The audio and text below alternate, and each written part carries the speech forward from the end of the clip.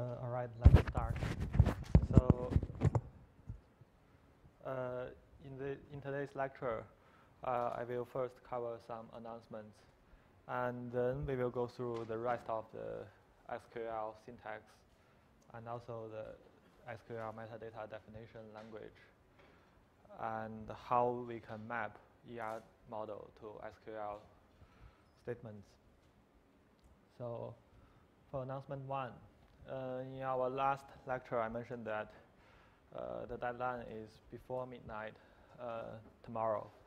However, there's a power outage in CSE, as you may have received an email for this. So there will be a whole day, a 24-hour power outage for CSE building. It will affect all the web services, including web CMS. So you won't be able to access the quiz after 8 tomorrow. So we have extended the deadline to midnight Saturday. And but I do encourage you to try to finish everything before 8 p.m. tomorrow, because we don't really know what will if some accident will happen. So that's the first announcement. And the second one is, in our last week, we have covered how to design data models, including ER models and relational models. And it's more like a design process. It's some kind of thinking process. But now you are encountering a lot of concepts, a lot of syntax, a lot of statements, a lot of things to memorize, and how to learn this course during this stage. I'll tell you a story about myself. A long time ago, in a university far, far away, when I was still an undergraduate student, I was once very worried about my coursework, because I have nothing. I have no experience with programming before I got enrolled in university, and some of my classmates, they even attended international Olympics information competitions during their high school. And when I was still struggling with the concepts of recursion and iteration, my classmates are already coding some websites for school clubs. So I was very worried. And another thing I was very worried about is that I found that there are many corner cases when you learn a programming language. For example, in C, when you learn C, what's the difference between A++ and ++A? So there are many different types of corner cases that you could memorize and you should memorize. However, I can't do that. It's kind of very overwhelming, and I found it even if I can't memorize for a moment, maybe for a week, I will forget everything after 1 or 2 weeks after I learned a specific syntax. And I went to my mentor. So in my university, every undergraduate student has a mentor. And the relationship here is a mentor may have one or more undergraduate students, mentees. So you should be this sensitive when you learn this course. So the relationship is every student has a mentor. And I went to my mentor, and I told him the things I was worrying about. I told him that I will forget about all the knowledge I learned during the lectures. I will forget about all the concepts after 1 or 2 weeks. And what should I do? And one thing he told me was that as a computer science student, the most important thing for you is to learn how to Google. So instead of memorizing everything, you can memorize all the keywords, the key concepts. And whenever you encounter something that you are not sure about, you can always Google. So that's the lesson I learned. So don't be afraid of the overwhelming concepts, syntax, and keywords in the slides. So You don't worry. It's very normal that you will forget about most of the concepts after the lecture. And the purpose of the lecture are to store some keywords in your mind. So whenever you came up with something, you know, okay, roughly there is something that is related. When you encounter a problem, a real-world problem, a practical problem to solve, you may memorize. Okay, you may not come up with a very concrete or solid solution at first, but you can think about it. You can memorize that. Okay, I have learned something that is related to this, and you can use the keyword to do some search. And another thing is, since we are software engineers, we are developers, practice is very important. You can't memorize by just reciting all the concepts, by just watching the slides. You should memorize through practicing. So if you use a programming language every day, you won't have to remember, you won't have to memorize those syntax or those corner cases purposefully. So you should practice a lot. And of course, since you have the keywords in your mind, you can Google a lot.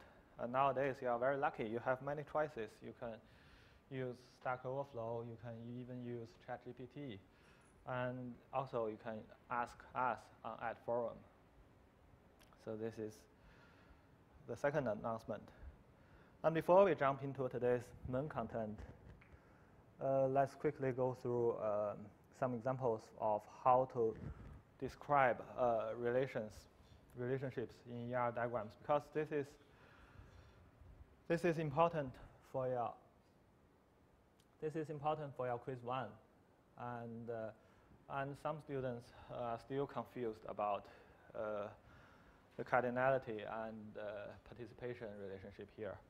And here I will use a concrete example to show you how do we describe these relationships. And imagine this is the tutorial. I believe most of you have attended the tutorial class this week. So this is roughly a mapping between in the real world in our system. So let's think about it. So what should the actual data items look like for this following diagram?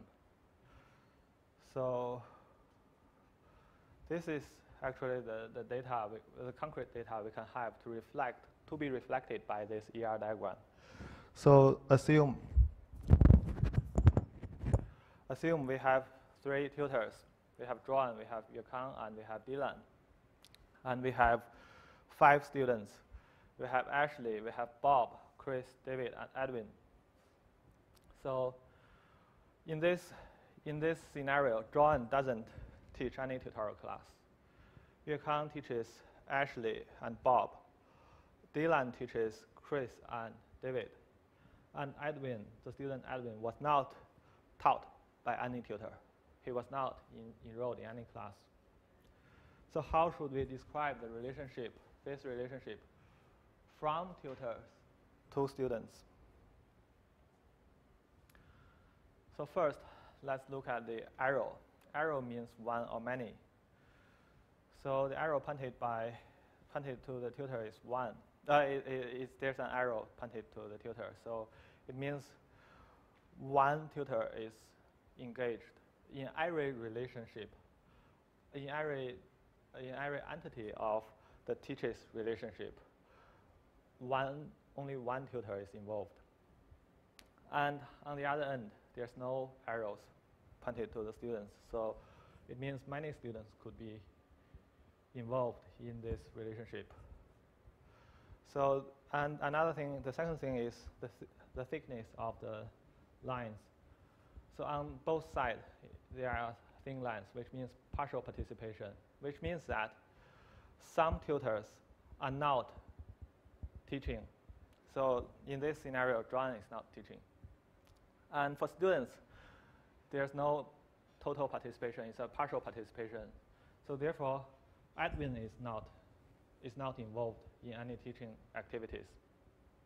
So this ER diagram can capture the relationship here. So if we want to describe from tutors to students is like a tutor teaches one or more students, and a tutor may teach one or more students, and some tutors may not be teaching at all. So, for example, John is not teaching at all. And what we could also say is that every tutor is teaching 0 or more students. So you can refer to the actual data here. So every tutor, all the blue ones, is teaching 0 or more students.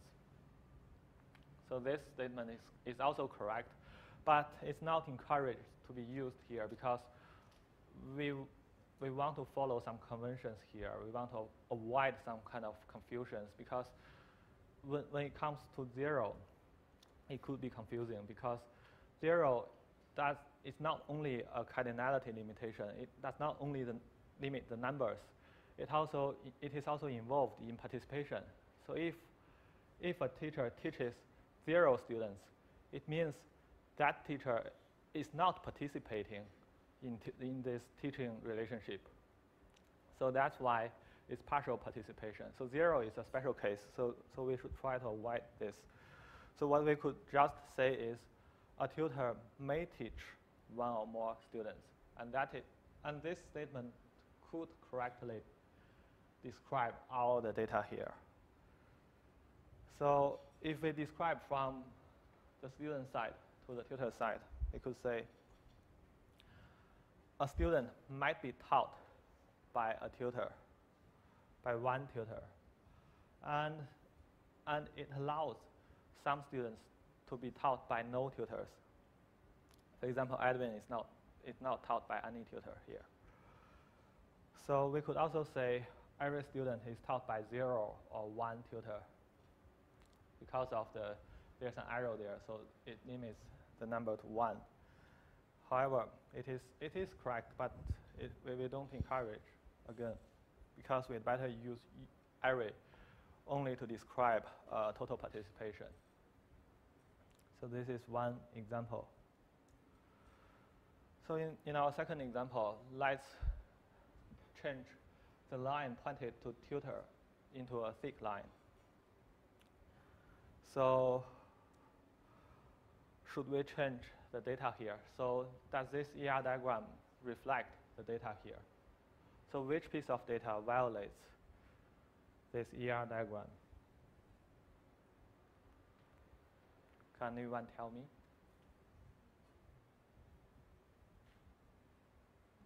You first?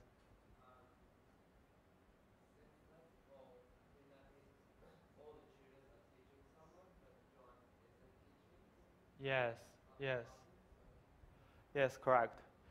John is not teaching because this is a thick line. It means total participation. It means every tutor should be involved in this teaching relationship. And John is not teaching any class. He's not teaching any student. So this piece of data is violating. So we should change this line of data. And we should assign a student to John. And you may notice a small detail here. So instead of adding Bob to assigning Bob to John, we are actually moving Ashley from Yuekang to John. So why we are moving it instead of just adding Ashley to John? Why we are shifting Ashley from Yuekang to John instead of just keep the second line like this? Yuekang still teaches Ashley and Bob, and we just add Ashley to John. Why? Yes, it's because of the arrow there. Each student can only be assigned with one tutor. And because of the thin line on the student side, we still allow some students to not be enrolled in any of the classes, to not be taught by any tutors. So that's what the changes we should make to the data here. And the description is straightforward if we could figure out what is the correct data. So every tutor teaches one or more students, and there's no exceptions here. So every tutor must be teaching one or more students. So there's no such a case where a teacher is teaching 0 students. And if we want to describe the relationship from students to tutors, it's like a tutor may be taught by a student may be taught by a tutor, and some students are not taught by any tutors. And this is the same as the previous description. Now let's go to the third example here. The difference from the third example and the first example is that we are for tutor we don't change the thickness of line. We just remove the arrow on the tutor side. So how should we change the data to reflect this change? So the data here is still compliant with the ER model, but it's only a special case of this ER model. So what could we do? So since we removed the arrow, so a student could be taught by one or more tutors. So what we can do is we can allow some students to be taught by one or more tutors. So in this case, we can allow Bob and Chris to be taught by both Yuekang and Dylan. And how do we describe the relationship here? The description is a tutor may teach one or more students. We don't say 0 here because some tutors are not teaching any students. Some tutors are teaching 0 students. But that only means 0 is a special case. That only means some tutors are not involved in this, are not participating in this relationship. So that's why it is still allowed. Okay, like John is still allowed to teach no class. So what we could also say is every tutor is teaching 0 or more students. This is an alternative way of describing this relation, but it is correct, but it's not encouraged. And from the student side to tutor side, what we could say is a student may be taught by one or more tutors. And we don't say a student may be taught by 0. It's still allowed. Some students are taught by 0 tutors. But normally we don't say that because it means that that student is not participated, is not involved in this relationship. So we don't say zeros. We don't use zeros to describe this relation. So if you insist on using zeros in this description, you could say every student is taught by 0 or more tutors. So as you can see, all the orange colored names are taught by 0 or more tutors. So this is how we should describe relationships, cardinality, and participation with the notation used in this course. So do you guys have any questions? I believe for most of you who have attended the lectures since the start, you don't have any questions. But let's just try to make this clear.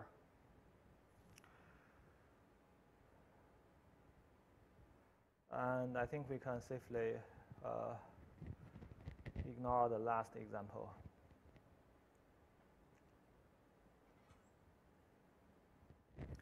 And let's come to our main content today. So we will continue our exploration for SQL syntax. So in our last lecture, we have learned that expressions in SQL involves objects, constraints, and operators. And objects are normally names of attributes. And operators could be symbols or even keywords. So which are very similar. The symbols used are very similar to other programming languages. And there are some reserved keywords in SQL. And the constants in SQL are very similar to other programming languages. But the strings are different. So we use single quote instead of double quote in strings. And double quote means it's case sensitive.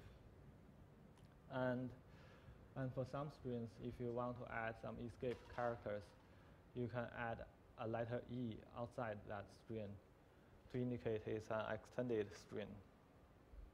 And there's another notation for string. We can use dollar quoting. So we can use double dollar signs to indicate strings. So for SQL operators, there are the comparison operators could be applied for all data types. And in Postgres, the not equal sign could be written like this. But unlike JavaScript, there's no double equal sign. Sorry. And there are some Boolean operators which are in plain text. It is very similar to Python, and it's very different from C. And since all the comparison operators are defined for all data types, for numbers it's very straightforward. For strings, the comparison is done with dictionary order. So it's basically the ASCII order. And that's about the operators. And there are some special types of operators. We could do some simple string matching with some wildcard characters. So in this case, two types of wildcard characters are allowed. The first one is the percentage sign. It could be used to match anything, and it's equivalent to dot star in regular expressions. It means everything, a string of any length, any characters. And the underline here means a single character. It could be a single character. It's just one character, and it's equivalent to a single dot in regular expressions. And here are some examples. And the operator here used for matching strings is like and not like, where like means the two strings should match, not like means the two strings doesn't match. So this is about matching strings. And in Postgres, it also supports case-insensitive matching, which is I like. Actually, the letter I is very common in a lot of command line options. It just means ignore case. So I like means case-insensitive matching. And if you are familiar with regular expressions, Postgres also provides you the possibility of doing regular expression-based pattern matching. And it also has a case-insensitive version. So that's about string matching. And there are some other operators that works directly on strings. So the first one is we use two vertical lines to represent the concatenation of two strings. And there's a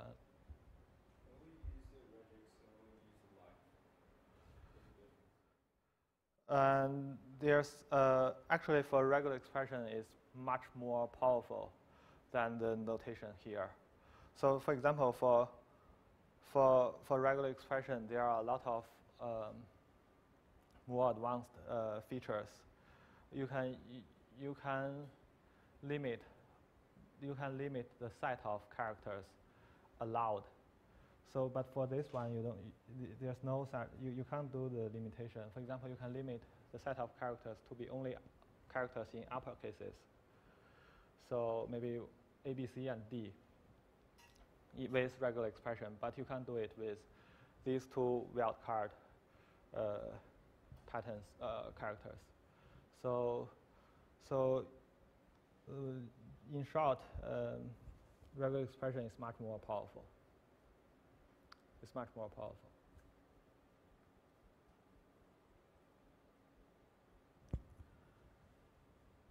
And for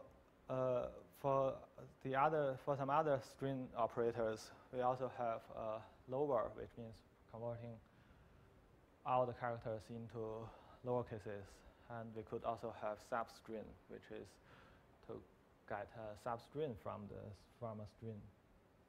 And all the above operations are now preserving, which means that if any operand is null, the result is null. So null is a special case here. And apart from string operators, we also have some arithmetic operators, so which is very, very similar to what you have seen in C or in Python. So, and there's a special type of arithmetic operator which is called aggregations, and it is worked on a column of numbers. We could have a count, which is to count the number of items. There's a sum, and it is very similar to what you if you are familiar with Excel, you might be familiar with all these aggregation functions here. So it's like a sum is just a sum of all the numbers in that column, and average is just the mean value of that column of numbers. And of course, there are mean and max. And count is a special case. It could be applied for columns that is not for numbers. So these are some arithmetic operators. And null value, the null value is a special case. It's always a special case. And expressions containing null generally yield null. However, for Boolean expressions, it uses three-valued logic. So I believe all of you have learned some basic knowledge in your year 1 courses. So what you can do here is this table looks very there are a lot of information in this table, but there's a quick way for you to remember the calculation result. So if any of the operand is true and the operator is OR, the result is always true.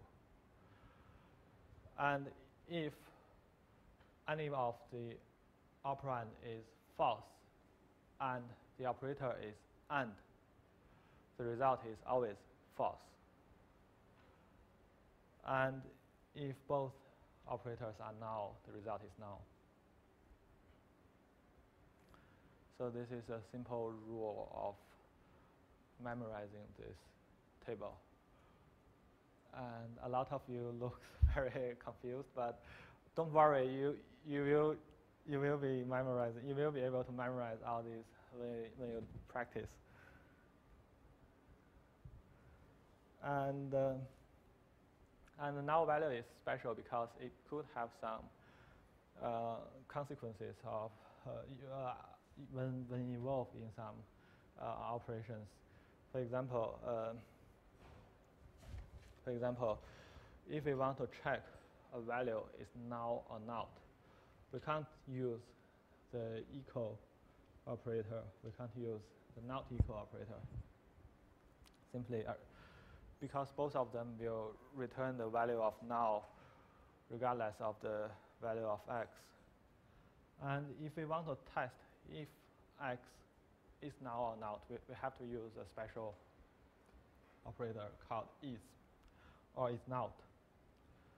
So this is something you have to notice.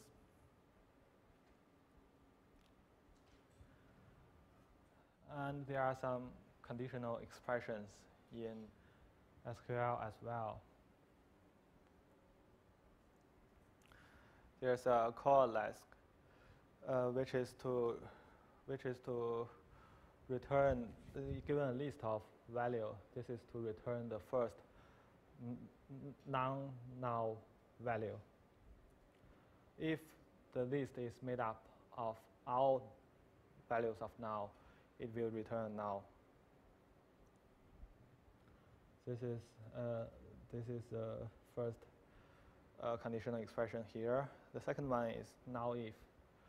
So it also accepts a list of values. It accepts two values, and it returns the first value. And the only exception is that it returns null if the two values are equal to each other.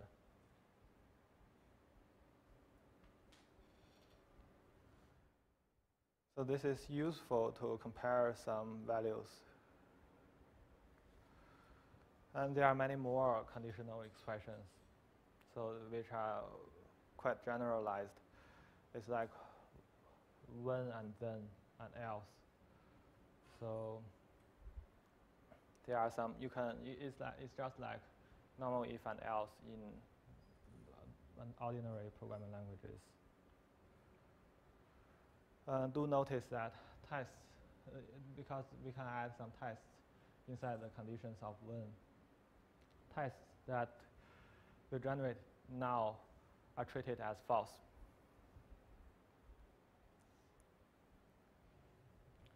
So these are some additional conditional expressions. And that covers all the basics about SQL syntax. And now let's move on to SQL metadata definition language.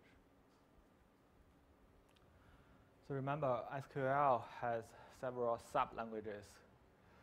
And some of them are used to manage the metadata, which are the table headers or table structures.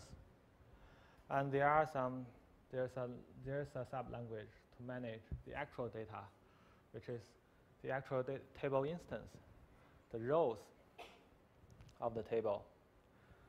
And there's a query language, which is used to retrieve data from existing tables. And now what we will learn is the metadata related sub-language. So here are some definitions.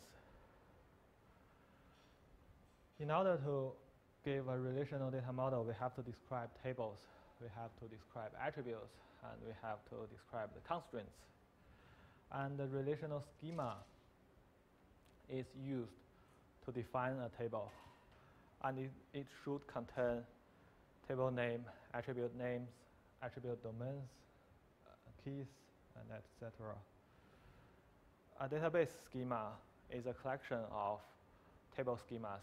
It's just like a collection of table headers that defines the structure of the entire database. And inside the database schema, we could also add some other constraints that would be applied to the entire database.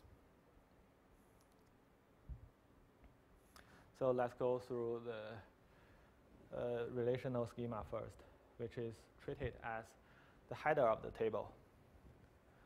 So tables are described using the create table statement here. So as you can see in this statement, we specify the table name. We could also specify the attribute names, domains of the attributes. And we could also add some table level constraints. And we should specify keys for this table. This table has a side effect. It is not only a definition of a table schema, it will also create an empty table inside the database. So that's why it's called create table. And if we want to remove a table, we can use drop table. We can use a drop table statement. So here's an example for using create table to define a student table. And these are two alternative ways of defining this table. So as you can see, we should have a table name which is called students, and we should have all the attributes. The first attribute is called ZID, and we should have a domain for that attribute.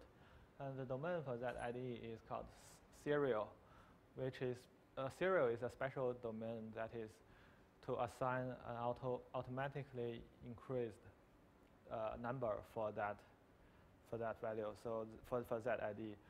So if we insert the first row in this table, serial will return 0, will return 1, and 2, and so on. So this is an example of attribute and domain.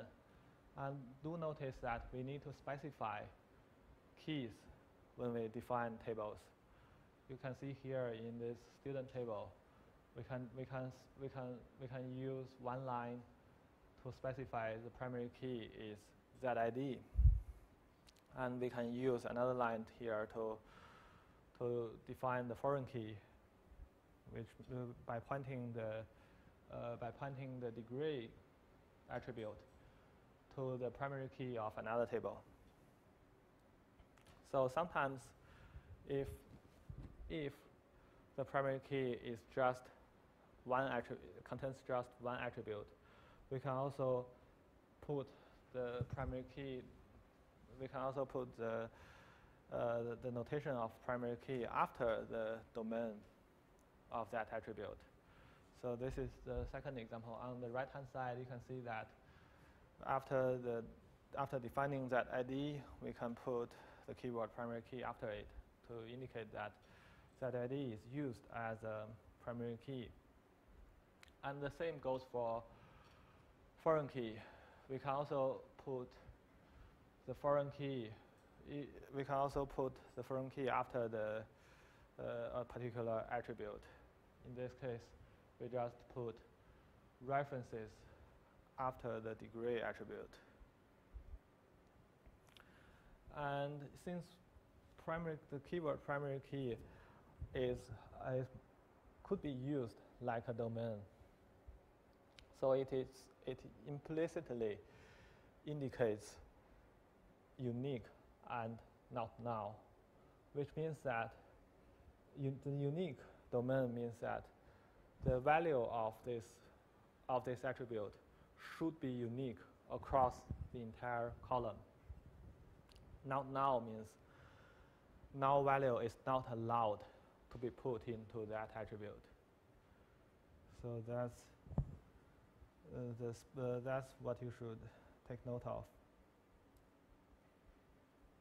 As we can see, we are adding a lot of constraints, a lot of domains into the relational data schema, and it will affect the behavior of database management system when it wants to change the data. So it will apply all the constraints we have learned.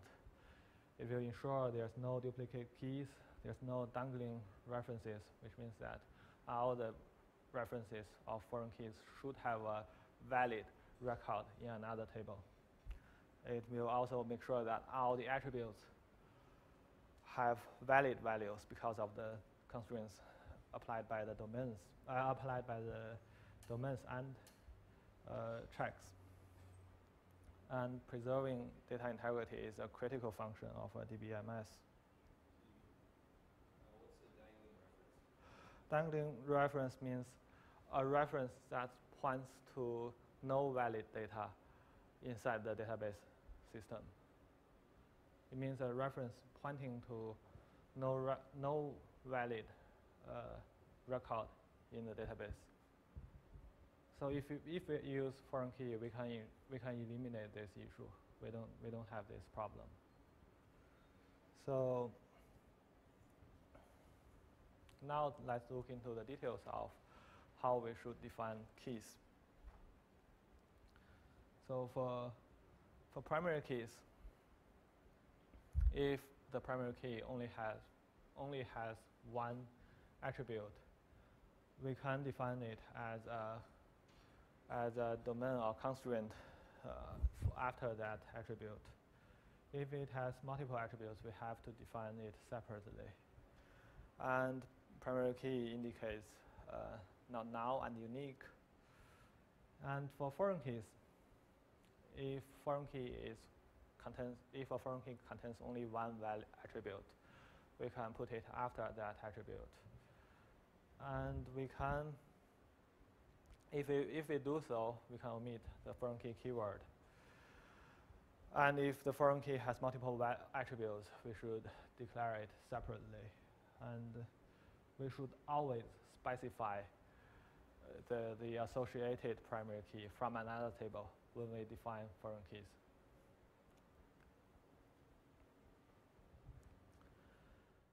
And defining primary keys can help us to assure entity integrity, which means that we must give values for all attributes in the primary key, because it implies not null. It doesn't allow null values to be inserted as attributes.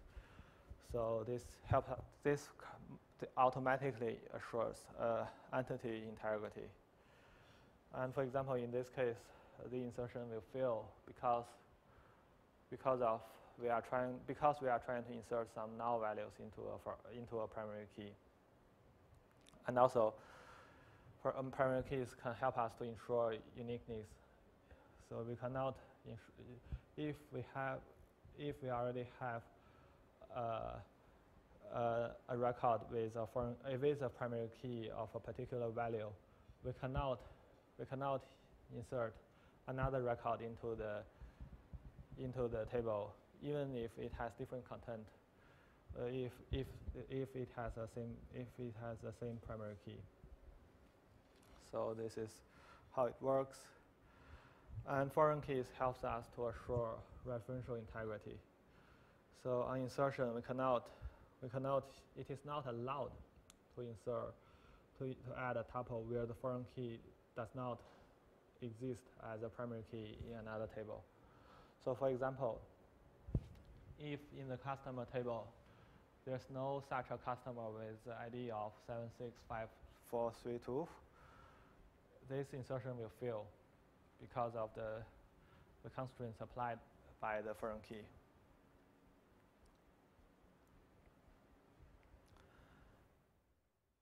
And there are some other constraints which could be applied to attribute values. For example, not null and unique are special constraints. And there's a mechanism which allows us to define some general constraints or customized constraints. So, and that mechanism is called check. We can put checks as constraints as customized constraints for attributes. For example, in this example, here we can add some checks to check whether a value is in a particular set, a valid site. And in the standard of SQL, it is allowed to use subqueries in checks. However, for many relational database management systems like Oracle or Postgres we are using here, it is not allowed. So this behavior the select behavior is not allowed. So the reason for this is to avoid the reason here is to avoid data inconsistency. And you can have a look at, you can follow this link and try to look into the detailed reasons for why Postgres doesn't allow subqueries in checks. And sometimes we could also assign names to constraints. So the reason for doing this is actually from the logic point of view, or from the actual effect point of view, it makes no difference whether we assign a name to a constraint or not. However, if we assign names to constraints, it could help to improve the readability of the code, and it could also help with future debugging. And let's try this example on one compiler.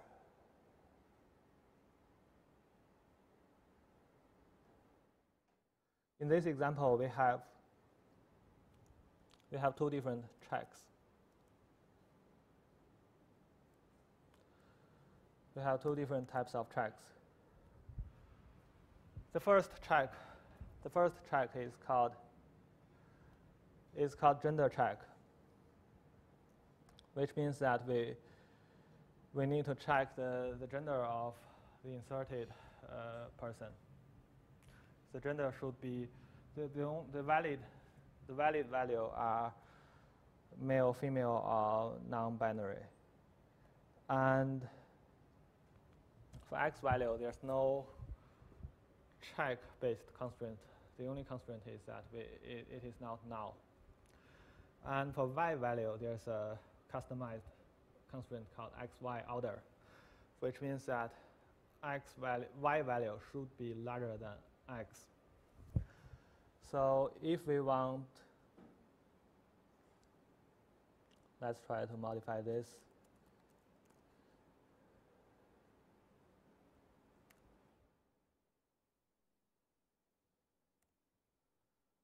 Let's say we insert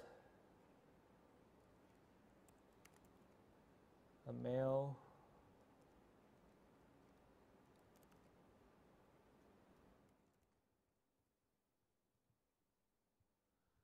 So will this insertion succeed? It will succeed because it satisfies all the constraints here, and SQL will not give us any error. So as you can see, we have successfully fetched the data from example. However, let's try to violate the XY order check.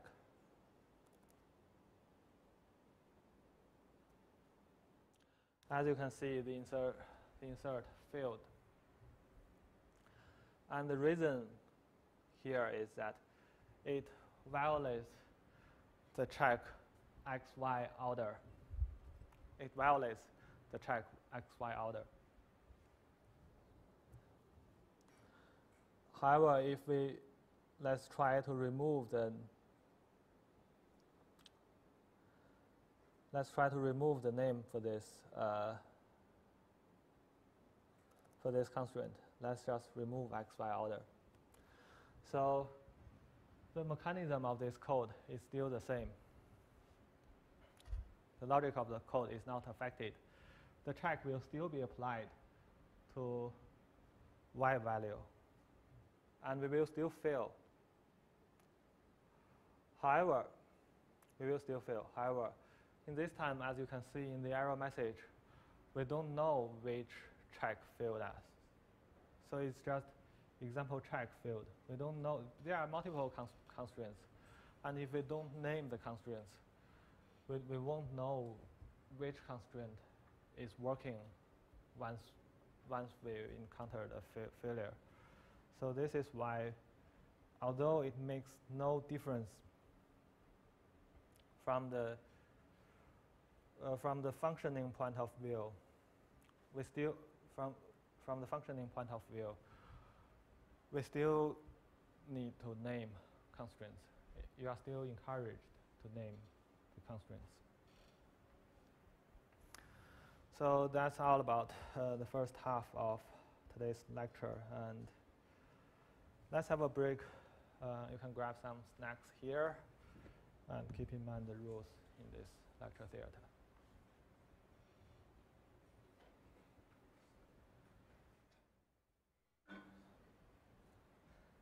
Just come, don't be shy.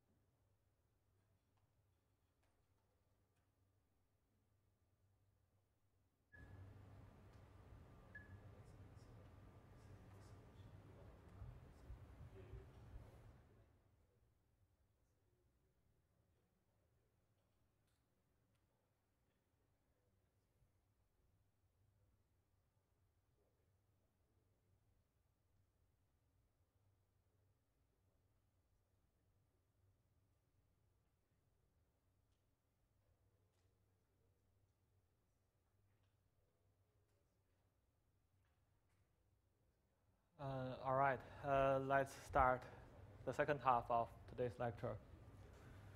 So the topic we are going to cover is managing relational database management systems. So first, let's have a look at the definition. So what is an RDBMS? So remember in the first lecture, I asked you a question. Is Excel a DBMS? Excel is actually not a DBMS. It's not a DBMS. It's because it lacks a lot of features listed here. For example, Excel doesn't have data constraints. It doesn't have these privilege, all those kind of multi-user protections.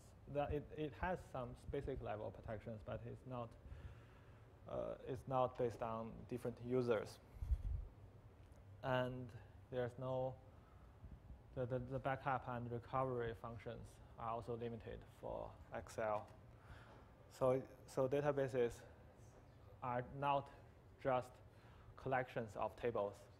It's much more than just a collection of tables. So let's see how can we manage these database systems. So this is, in this course, we are going to use Postgres. And this is how the structure of Postgres looks like. So we can see that on there are two types of stored data: the catalog, which is the operations that you have performed on the database, and all the schemas and all the different metadata, and we also have the actual data and tables, and they are all managed by the Postgres server, and we can use some clients to interact with the server. So the client you are using now is called PSQL. Is a command line based client. And in the second half of this course, we will be learning how to use Python to interact with Postgres. So this is the structure of Postgres. And here are some useful statements or commands to manage database. So create DB is a command that you should use to create a totally new empty database. And drop DB is a command used for deleting or removing a database. And there are some commands related to dumping and restoring some data. For example, you can use pgdump to dump all the data inside of the database. And that's the database level management. Now let's come to table level management. So we can, as we have discussed, we can use create table statement to create a table. And we can use alter table to change the header of the table, to change the columns. And we can use drop table to delete a table. And we can also use truncate table to delete the data of the table, but keep the header of the table inside the database. So that's the difference between drop and truncate. And note that for these two statements, there's a keyword called cascade related to them. So cascade means we are removing all the data related to the dropped or truncated table. For example, if we remove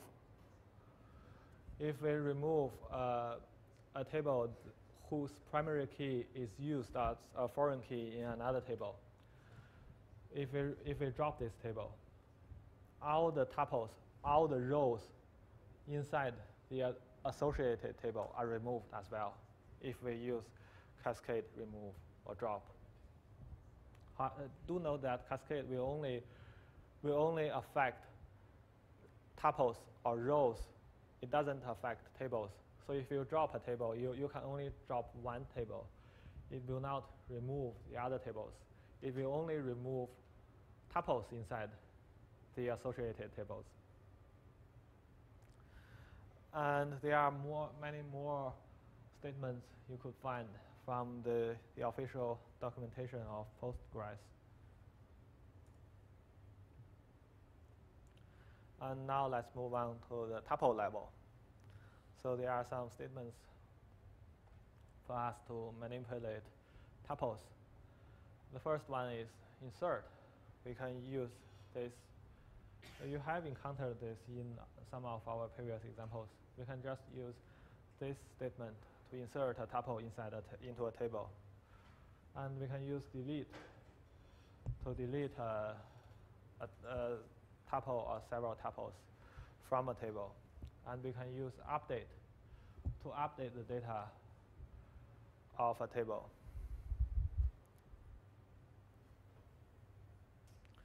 So this is how we can manage tuples. And you can find more information, more details from the official documentation. And our last topic today is how should we map entity relationship models into SQL models. In our last lecture, we have covered how we map entity relationship models into relational models. And now we can look into how to map them eventually into SQL statements.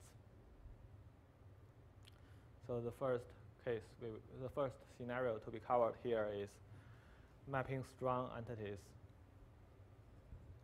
So a strong entity in an ER diagram is automatically mapped into a table or relation in a relational data model.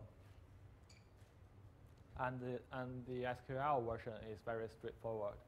We just create a table based on the relational version, based on this relational schema here. And do notice that we will need to specify the primary key. And the primary key is inherited from the ER model. And this is how we map strong entities.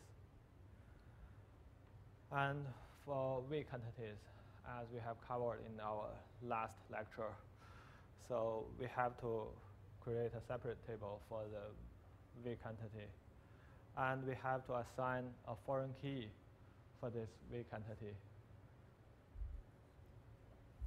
And for tables, this is what we can, for SQL, this is what we can do. First, since this is a total participation, we have to use not now to the foreign key. We have to put the not now restriction to the foreign key there to ensure that every instance of the contact must have the attribute or must be involved in this related to relation. So this is one thing that you should take note of. And the second thing is, as you can see, the primary key of the weak entity is made up of the discriminator plus the primary key of the associated strong entity. In this case, it is made up of the discriminator plus the foreign key here. So this is the primary key for this weak entity. As you may notice, the name of the foreign key here is called related to. Remember, in our last lecture, we covered the naming convention for foreign keys. You don't have to follow this convention, but it is recommended to follow. So the naming convention is we can name foreign keys as the table being referenced. So in this case, we can name this foreign key as employee inside the context table. And we can also use the relationship being modeled as the foreign key. So in this case, we are using related to as the name of the foreign key here. And here's an example for mapping many-to-many relationship. In our last lecture, we have covered that we need for a binary relationship, we need to create an individual table for each of the entity.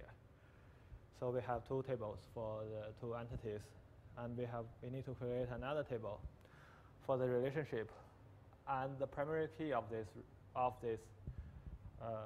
relationship table is made up of the primary keys of the related entities. So in this case, we will have these SQL statements for creating these three tables. So as you can see, if you can figure out what is the relational model, it's very straightforward to generate the SQL statements. The only thing you need to keep in mind is that you have the relational model doesn't contain all the domains or the checks. You will have to add in the domains and checks when you write the SQL statements. And you need to be careful about the choices of primary keys and foreign keys. So in this case, the primary key for the customer is very straightforward. You can just use the customer number, and it is the same for accounts. And for the relationship table for owns, we can use we must define these customer ID and account ID as foreign keys, and we must use them as the primary key here. So when you convert from relational model to SQL statement, the things you should keep note are the foreign keys and primary keys. So for one-to-one relationships, so do you still remember why we don't really need a separate table for the relationship? Do you still remember why we don't need a separate table for has home here?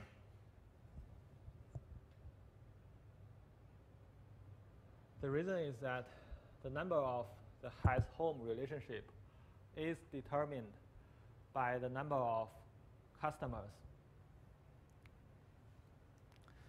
So that's why in this case, we can just put the branch number as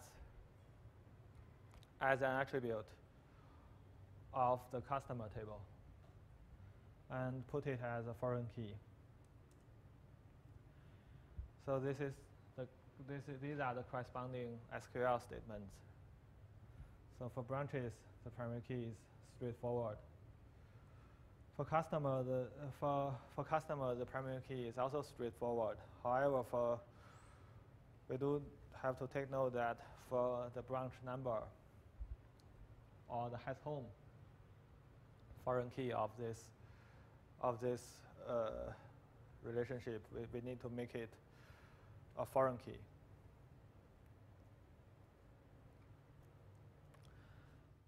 And here's an example for mapping one-to-one relationships.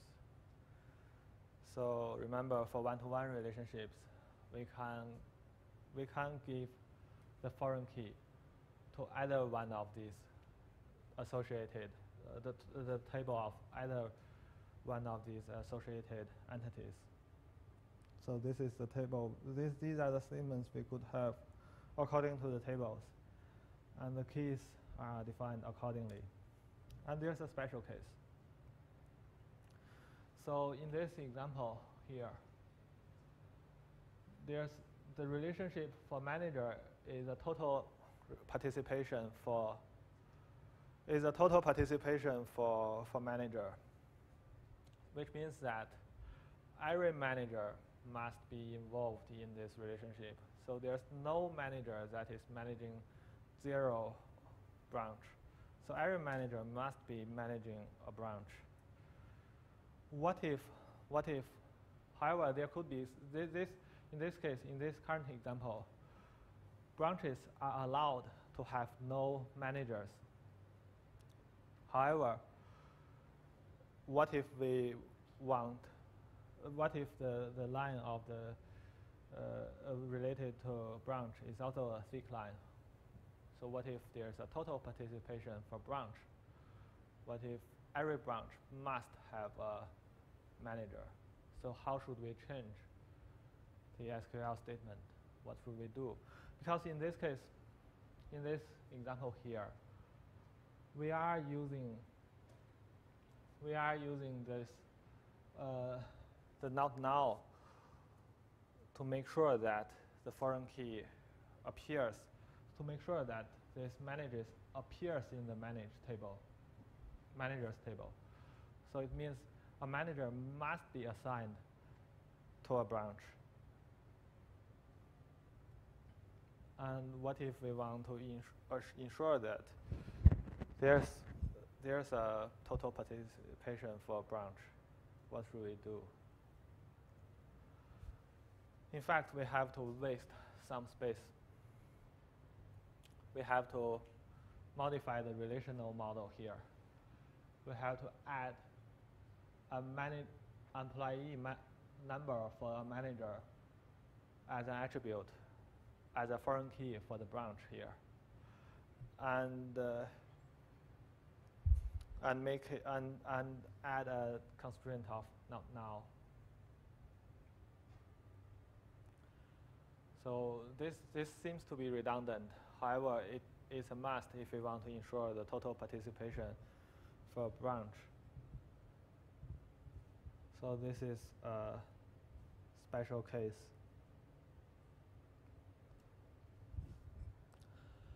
And in our last lecture, we also covered how should we map n-way relationships. Just now, all the relationships are binary, where only 2 entities are involved in each one of the relationship. However, there could be more than 2 entities involved in one relationship sometimes. So how do we map n-way relationships? In this example here, we have the withdrawal relationship, and it involves 3 types of entities: customer, ATM, and account. So remember, we need to have 4 tables here, because we need 3 tables for each one of the entity, and we need another table for the relationship here. And remember, how do we determine the primary key for this n-way relationship? If there's no arrow in this relationship, we use all the primary keys from all the entities as the primary key here. If there's 1 arrow, and it's only allowed to have 1 arrow. If there's only 1 arrow, we use the primary keys of the entities without arrows as the primary key for the relationship. So in this case, we can take note of the definition of primary keys. The definitions for these entities are very straightforward. For this table, it follows. For the relationship table, it follows the rule here.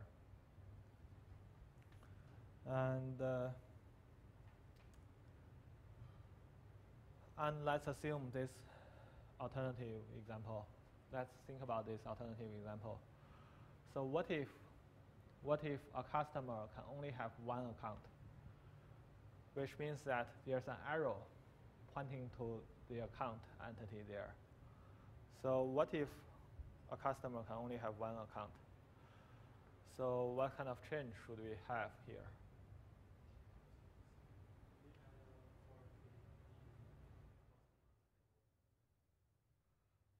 It will not affect foreign keys. It will not affect foreign keys. What if there's an arrow pointing to the account?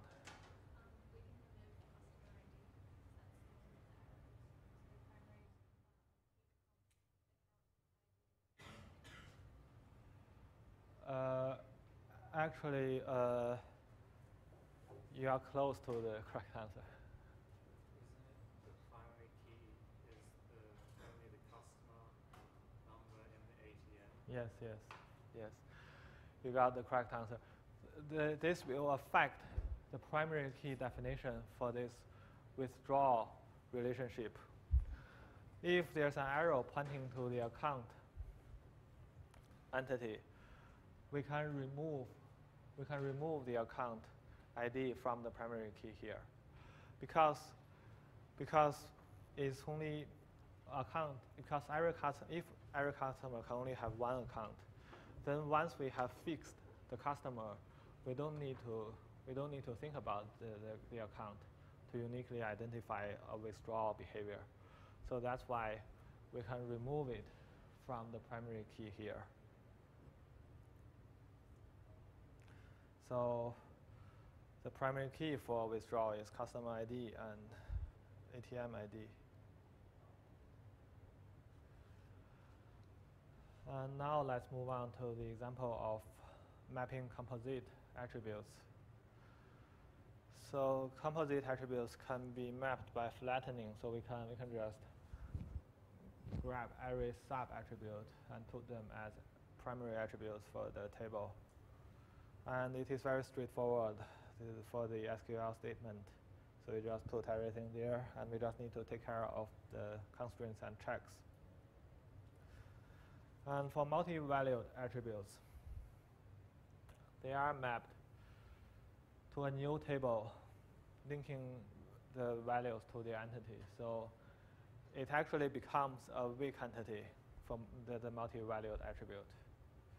So in this case, what we can do is very similar to how we define weak entities. We can just create two tables, and we can create a foreign key pointing from the weak from the multi-valued attribute table to the entity table.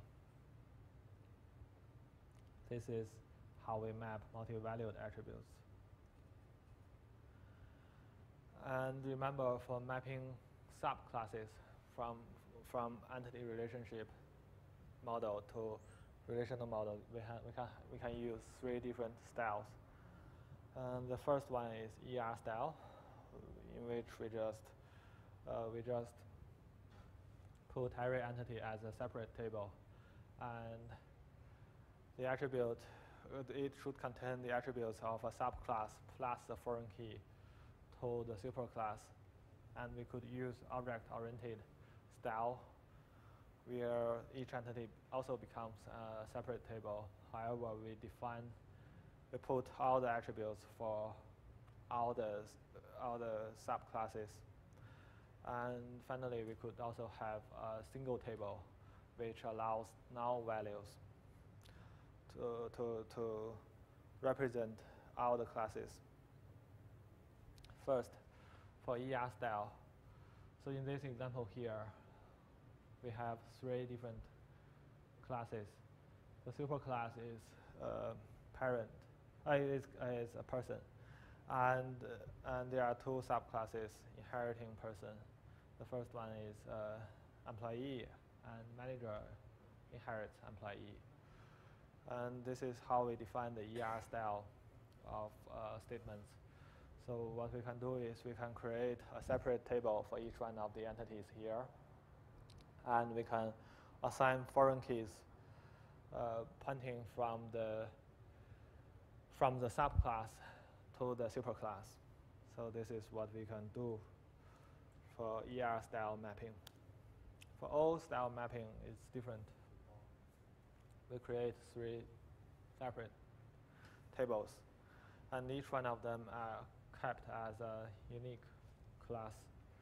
So in this case, instead of using a foreign key, we put all the attributes of the superclass into the table of the subclass. And this is how we do all style mapping. And the last style used for mapping subclasses is called a single table style, where we put all the attributes from all the super and subclasses into one single table. And for some attributes, we allow them to be null for some superclasses. And in this case, in order to capture this behavior, we have to define a new a new attribute called p-type, which is a type of a person. So we can use this to identify the class of a person. So, and we can use some customized constraints to ensure that the null value of the superclasses are correctly set.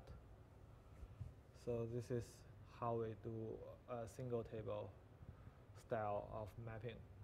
So you can choose either one of these styles according to the context. So each one of them have their own advantages and disadvantages, and you can choose them freely.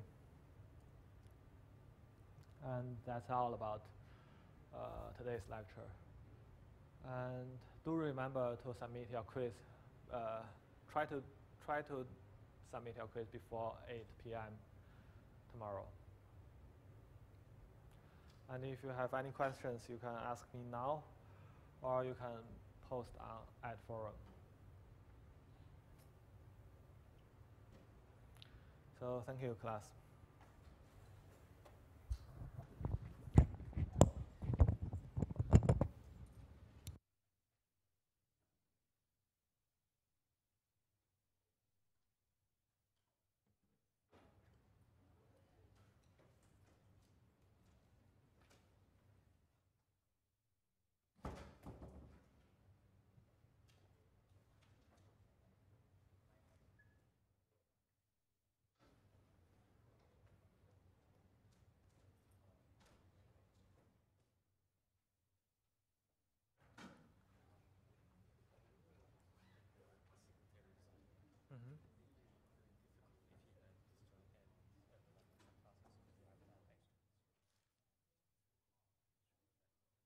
Yes, it's harder to define. And however, it has its own advantages, because if we want to grab some data, we don't need to query multiple tables. Yeah, so it's easier when we do querying, but it's harder to do that during the definition. So yeah, it depends on the scenario.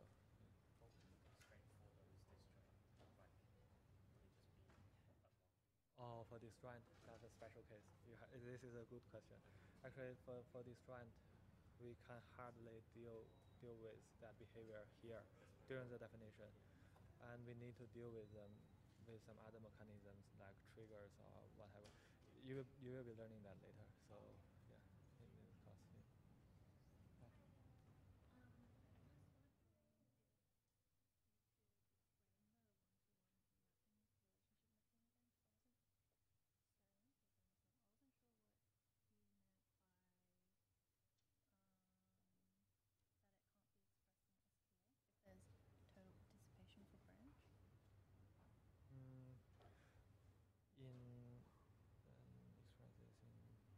Oh, actually, because we have to modify the relational table here. In order to modify this, we can't simply change the statements without modifying the structures of the table. Right. It's because the reason here is actually I have omitted not now here. So if we want to ensure that every manager is associated with a branch, because it's a total participation, it means that every manager must be managing a branch. Yep. So if we want to ensure every manager is associated with the branch, we should have an attribute of the branch being managed by this manager under the managers table, right? So this is why this is described in this example here. So we have the branch number of the branch as an attribute of the manager, and this is reflected in the SQL statement. Yeah. However, if every branch must have a manager, in this case, a branch could have no managers. But if every branch must have a manager, we should consider adding another attribute of a manager under the table of a branch, right? Oh, so like putting M number at the Yeah, end of branch. yes, at the Oh, end of okay, the I branch. see. So that's Okay, and then doing that is kind of yes, redundant because they're both. Yes. Okay, all right. Actually, Gotcha. I need to modify this page a bit. I think this is a bit confusing. Cannot manage. Do you know which page? 38. 38. Okay, cool.